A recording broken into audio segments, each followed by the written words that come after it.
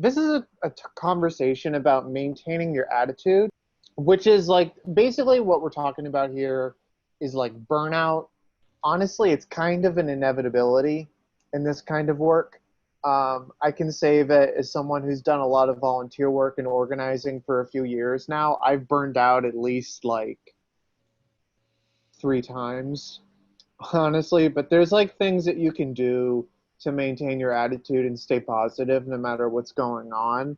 Um, the reason this matters, for obvious reasons, is that like contacts can sense when you're upset. So like if you have like a couple rough calls and you carry that into your next call, people can kind of tell, even if like it's not explicit. Like people can pick up when someone else is feeling upset, and it's just like, tone matching and energy like that carries. So it's like something to be conscious of. It also just feels better for yourself if you can feel good about making the calls that you are. There's like a couple tangible ways to like do this. You can do your classic smile while you dial. And another thing to do is to be really conscious of your feelings. I know for me, I'm very stubborn, and I've had a lot of moments where like I'll get a lot of rejection in a row. I'll get a bunch of no's, and then I'll really want to get that yes.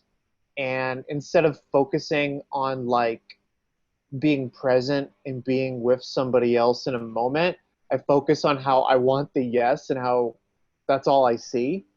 And then because I'm not conscious of my feelings, I come across as like aggressive, for instance. And I'm not like maintaining my attitude. And then my conversations don't go well, and it all just like slippery slopes together into a hot mess. And the other thing is to just try to clear your head between calls. Sometimes you'll do like a cold list of like cold numbers, and you'll have a couple rough calls, and it just feels like all the people on that list are just not going to be fun to talk to. It's really important to clear your head. These things don't correlate. Like you could talk to 10 bad people, and then you could talk to one good person, like they're not related with each other. It's all just circumstance, honestly. And that's hard, but like getting really present and very like intentional about each conversation is a really good way to like really good energy to hold on to. Going back to Batman, of course, like how does Batman do it? Batman has a rough life, obviously. He fights crime, he beats people up, but he doesn't necessarily want to. Um, that's hard. How does he deal with that? Uh, well, he remembers his roots. He has people in his life as a support system that he can rely on, and even Batman takes breaks every now and then. This is him leaving roses for his dead parents in Crime Alley, where his parents were killed. Um, he's maintaining his attitude and staying focused on like what it is that he wants. And talking about like my own life, right? Um, so as a Greenpeace canvasser, as context, I had a lot of moments where like I nearly got let go over there at Greenpeace because of quotas, which were nutty. You had to raise a lot of money every week.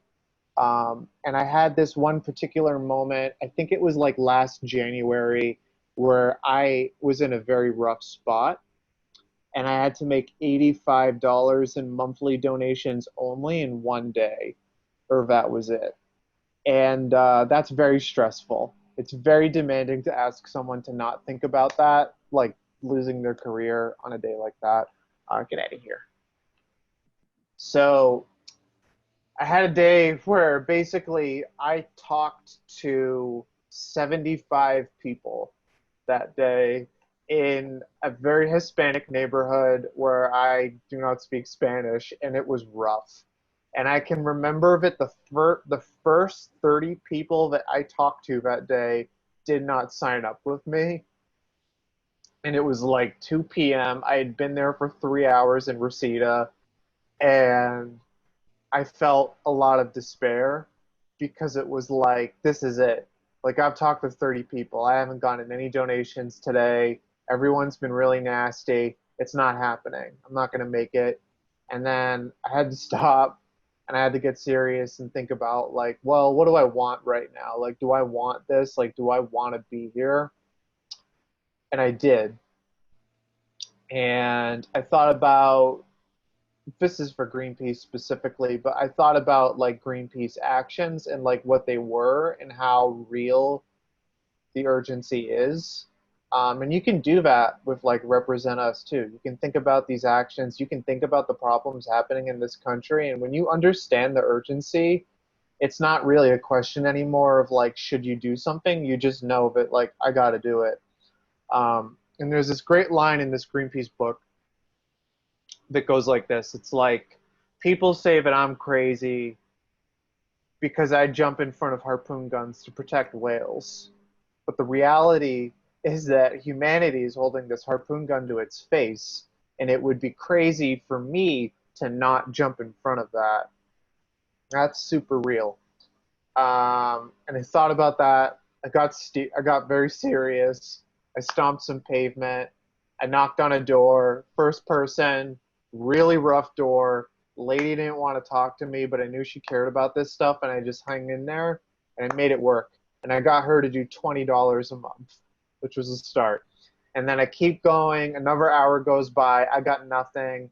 And then I talked to this guy who, I think he had dementia or something, but I could tell also he really cared about this stuff. And through a lot of patience and skill set work, I was able to get him to do 20 a month. And then I talked to another girl who really didn't like me. That was the theme of that day. Nobody liked me. I don't know why. I'm very charming. I'm very funny. Didn't like me, but she did 15 because she wanted to. And then at the end of the day, I got someone to do 30, and that was exactly enough to keep my job. But that was a really hard day. That was honestly one of the hardest days of my life. I think I worked like 9 hours. It was incredibly unhealthy. Don't do that. Especially because this is volunteer work, you know. But like the point is like the only reason that worked out is because I had to do some very conscious like mindset resetting, and I had to like really hold on to my ideals that day. I had to believe in the work, trust the process, and maintain my attitude. And because of that, I was able to do it. The world that we're in right now today isn't collapsing. It might one day, but like right now, like the problems that we have aren't as serious on like the grand scheme of life.